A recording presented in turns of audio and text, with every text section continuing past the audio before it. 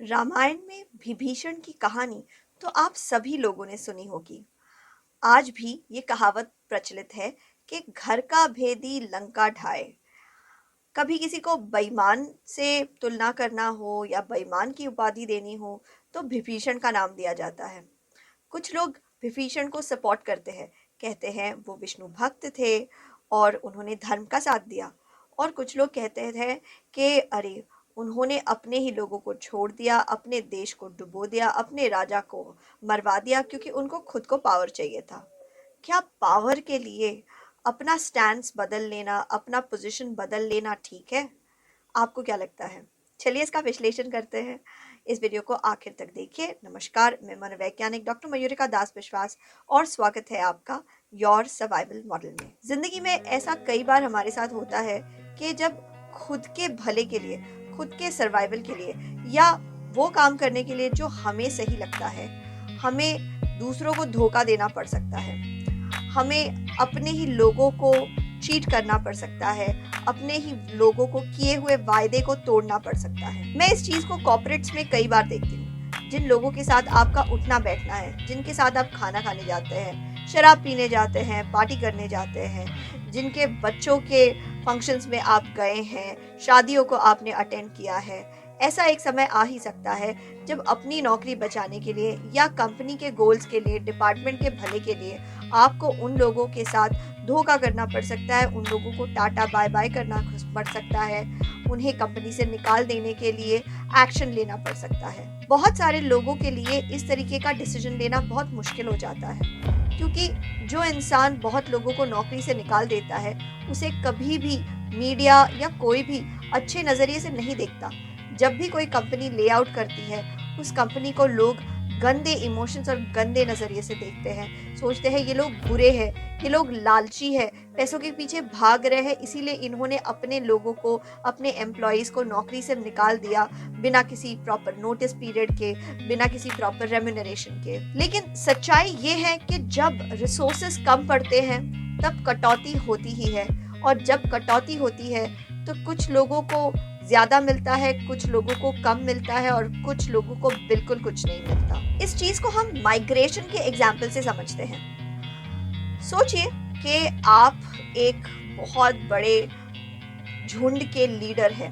आप अपने झुंड को लेकर एक जगह से दूसरे जगह तक ट्रैवल करके जाएंगे। आपके झुंड में, क्लैन में बहुत सारे लोग हैं और करीब 200-300 लोगों का ये ग्रुप है जिनको लेके आप एक जगह से दूसरे जगह तक जा रहे हैं। और इसमें कुछ बूढ़े लोग हैं, इसमें कुछ बीमार लोग हैं। जब आप देखते हैं कि ये बूढ़े और बीमार लोग पूरे ग्रुप की गति को धीमा कर रहे हैं, तब आप क्या करेंगे? इन बूढ़े लोगों को साथ में लेके जाएंगे या कोशिश करेंगे कि इन बूढ़े लोगों से पीछा छूट जाए ताकि आप ग्रुप के ज़्यादा से ज़्यादा लोगों को लक्ष्य तक पहुंचा सकें? क्योंकि अगर आप समय पर सबको लक्ष्य तक नहीं पहुंचा सकेंगे तो ज़्यादा से ज़्यादा लोग ग्रुप के आहत हो जाएंगे, उनको तकलीफ होगी, वो शायद भूख प्यास से मर जाएं। इसलिए समय पे आपको अपने पूरे ग्रुप के ज़्यादा से ज़्यादा लोगों को लेके जाना है, और बूढ़े और बीमार लोग इस ग्रुप की स्पीड को कम कर रहे हैं। अब आपको क्या करना चाहिए? आज तक के जितने भी माइग्रेटरी एनिमल्स रहे हैं, वो हमेशा कोशिश करते हैं कि बूढ़े और बीमार लोगों से पीछा छुड़ा दिया जाए और फिर वो झुंड के ज़्यादा से ज़्यादा लोगों को बचाकर आगे तक ले जाए। ये एक बहुत ही लॉजिकल डिसीजन है, ये बहुत ही प्रैक्टिकल डिसीजन है, लेकिन ये डिसीजन ह्यूमेन नहीं है। हमें ये बात माननी ही पड़ेगी कि इंसान को इंसान यही चीज़ बनाती है जब हम तकलीफ उठा के भी प्यार के लिए सैक्रिफाइस करने के लिए रेडी हो जाते हैं। जब आपका खुद का इंटरेस्ट दांव पे लगा हो तब ह्यूमेन बनना फिर भी आसान है। यानी कि आप सोचेंगे कि हाँ ठीक है ना, मेरा नुकसान हो रहा है, मैं थोड़ा सा सैक्रिफाइस कर लूँगा, लेकिन मैं जिसे प्यार करता हूँ उसका भी सर्वाइवल बहुत ज़्यादा इम्पॉर्टेंट है। लेकिन जब आपको डिसीजन लेना होता है बहुत सारे लोगों के लिए, तब इस तरह की उदारता दिखाना बहुत ज़्यादा मुश्किल हो सकता है। जब आपको एक बहुत बड़े ग्रुप के लिए डिसीजन लेना है, तब आपको टफ डिसीजन लेने पड़ सकते हैं जो आपके ऊपर हावी हो जाएंगे, जो आपको मेंटली डिस्टर्ब कर देंगे। होता ये है कि हम अपने आप को मानते हैं कि हम एक अच्छे दोस्त हैं, हम एक अच्छे मैनेजर हैं, हम एक अच्छे लीडर हैं, हम एक अच्छे फैमिली मेंबर हैं।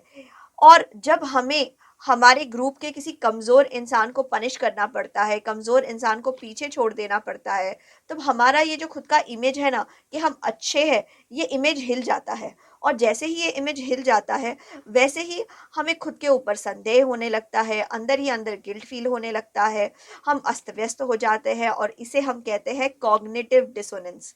हम मानते हैं कि हम अच्छे लीडर, अच्छे दोस्त हैं, लेकिन हमने काम ऐसा किया जो अच्छा नहीं है। भले ही ये काम लक्ष्य के लिए बहुत ज़्यादा सही है, लेकिन ये काम हमें दुख देता है। भले ही ले ऑफ कर देना कंपनी के सर्वाइवल के लिए बहुत ज़्यादा ज़रूरी है, लेकिन वो दोस्तों को ले ऑफ कर देना, उन्हें कंपनी से निकाल देना हमें बहुत ज़्यादा दुख देता है और हमारी आइडेंटिटी कि हम एक अच्छे दोस्त हैं, यही गड़बड़ में आ जाती है। मैंने पहले भी आप लोगों से कहा है कि जब भी हम ऐसे असमंजस्य में हो, कॉग्निटिव डिसोनेंस में, तो या तो आप अपने एक्शन को अपने विचारधारा के जैसे बना दो, या अपने विचारधारा को अपने एक्शन जैसे बना दो। तब जाके आपके दिमाग में जो द्वंद्व चल रहा है वो कम हो जाएगा। तो मैं ये कहूंगी कि कभी भी अपने आप को ये लेबल मत दीजिए कि आप अच्छे लीडर हैं, आप अच्छे दोस्त हैं, या आप अच्छे कोई भी है। अपने आप को कमिट कर दीजिए अपने लक्ष्य से, अपनी आइडेंटिटी से खुद को कमिट मत कीजिए। खुद को ये मत कहिए कि मैं ये हूँ। अपने आप को बस यही दोहराइए कि लक्ष्य ज़रूरी है। और आपका लक्ष्य क्या है एज ए लीडर? क्या वो पैसे बनाना है? क्या वो कंपनी को सरवाइव करना है? क्या वो ज़्यादा से ज़्यादा लोगों की तनख्वाह देते पाना है? क्या वो ये है कि आप अपने क्लाइंट को एक बहुत अच्छी सर्विस देंगे? आपका मेन लक्ष्य क्या है? आप अपनी अटैचमेंट अपनी आइडेंटिटी से मत रखिए, अपने लोगों से मत रखिए, पैसों से तो बिल्कुल ही मत रखिए, सक्सेस से भी अपनी अटैचमेंट मत रखिए। अगर आपका लक्ष्य कुछ होना चाहिए तो वो है आपका गोल। अपना अटैचमेंट सिर्फ अपने गोल पे रखिए। तब आप देखेंगे कि डिफ़िकल्ट डिसीजंस लेना आपके लिए आसान हो जाएगा, क्योंकि गोल के लिए आपको कभी कभार खुद को सैक्रिफाइस करना पड़ेगा, कभी किसी और को सैक्रिफाइस करना पड़ेगा। जिंदगी में ना बनना है तो नदी की तरह बनो। नदी कैसी होती है? छोटी छोटी नहरें अपने दिमाग में बस एक ही बात लेके चलती है। उनका एक ही लक्ष्य होता है, समुंदर से जाके मिल जाना। और समुंदर से मिलने के लिए वो दूसरी नहरों के साथ जाके मिल जाती है, दूसरी बड़ी नदियों के साथ जाके मिल जाती है, अपनी आइडेंटिटी भुला देती है। बड़ी नदी के साथ मिलके अपने एक ही गोल पे लग जाते हैं, वो है समुंदर से मिलना। चाहे जहां से रास्ता मिले, वो रास्ता निकाल के समुंदर तक पहुंचने की कोशिश करती है। ठीक उसी तरीके से हमें भी हमारे दिमाग में केवल अपना लक्ष्य रखना चाहिए और लक्ष्य प्राप्ति की कोशिश कीजिए। अपने आप को भूल जाओ, हम आज है कल नहीं है। लेकिन लक्ष्य वो बहुत ज्यादा जरूरी है। और आपका लक्ष्य क्या होना चाहिए? क्या आपकी सक्सेस? क्या आपका फेम? क्या आपके पैसे? क्या भाई, ये तो बहुत आसानी से आज के टाइम पे मिल जाता है। कुछ भी ऊट पटांग करो इंटरनेट पे, आप फेमस हो जाओगे। अगर आपका कुछ लक्ष्य होना चाहिए तो वो होना चाहिए मैक्सिमम बेनिफिट, मैक्सिमम सर्वाइवल। एक ऐसा लक्ष्य बनाइए जिससे आपका समाज, आपका कुटुंब, आपकी कम्युनिटी फायदा करेगी, जिससे आने वाली पीढ़ियों को फायदा होने वाला है। तो मैं आशा करती हूँ आप अपनी जिंदगी में सही लक्ष्य चुनेंगे, नदी के जैसे बनेंगे और अपने लक्ष्य तक पहुंचेंगे। ये कॉन्सेप्ट बहुत ज़्यादा इंस्पायर्ड है डार्क साइकोलॉजी से। कॉग्निटिव डिसोनेंस, क्या हमें अपने फ़ायदे के लिए कुछ करना चाहिए, नहीं करना चाहिए, किसी को धोखा देना चाहिए, नहीं देना चाहिए।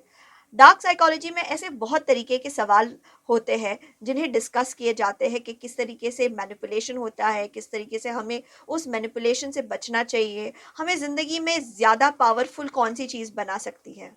ये सभी चीज़ें ना हमें कोई सिखाता नहीं है। ट्रस्ट मी, मुझे भी किसी ने नहीं सिखाया। मैंने भी रगड़ रगड़ के किताबें पढ़ पढ़ के और ज़िंदगी देख देख के दूसरों की प्रॉब्लम्स में इन्वॉल्व हो के ये सीखा है। लेकिन अब मैं इस कोर्स को आपके लिए लेकर आई हूँ, स्टडी ग्लोस के साथ मिलके एक अद्भुत कोर्स जो कोई और आपको इस समय तो नहीं सिखा रहा है, डार्क साइकोलॉजी का कोर्स। तो स्टडी ग्लोस का ऐप डाउनलोड कर लीजिए और आपसे क्लास में मिलेंगे एक जिंदगी बदल देने वाले डार्क साइकोलॉजी के अद्भुत कोर्स में। आपके मूल्यवान समय के लिए धन्यवाद।